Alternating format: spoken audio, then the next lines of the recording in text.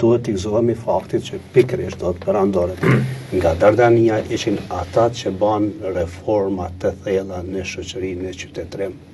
Do të është Konstantini i Madh, do të thotë që e themelon edhe Perandorin, edhe Bizantin, pastaj Shën Helena është Pelegrina e parë me ti në Porrin e Shajt Jerusalem. Himni të duam që se ka më herët, për shembull. Projekti Davutoglu, gjitha puna e qetë tash në 2000. Po i qetë se ne nuk jemi të... Puna e rëzon gjithë krenarinë historisë. Nuk jemi të arsimuar, ne vetë nuk kemi shkollë.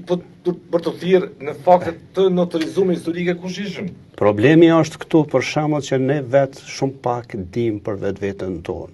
Tash nëse marrim për shembull qendrën e krishterë të Ilirikumit që e djegin Honët në Mitrovicën e Sërimit, që ka qenë, dhe bartët në Selanik. Mirë, po pikërisht ishte Justiniani ai i cili e bart në vendlindjen e tij, që mendohet që tjetë rrethin e Medvegjes, faktikisht i sjell të gjithë artistët, të gjithë ata, dhe bën një sistem fortifikimeve të jashtëzakonshme.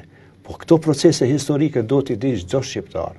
Dhe natyrisht që kur arsimohet njëri dhe i din këto, ai nuk e zgjidh kulturën tjetër. Në mungesë të arsimimit, topsimit të shkollave, që i kemi në sistemi që nuk është, do të ta shkon shprehje një shkollë paralele, e cila funksionon në një mënyrë të pa prekur, të pa autorizuar, edhe krijon deformime etnokulturore.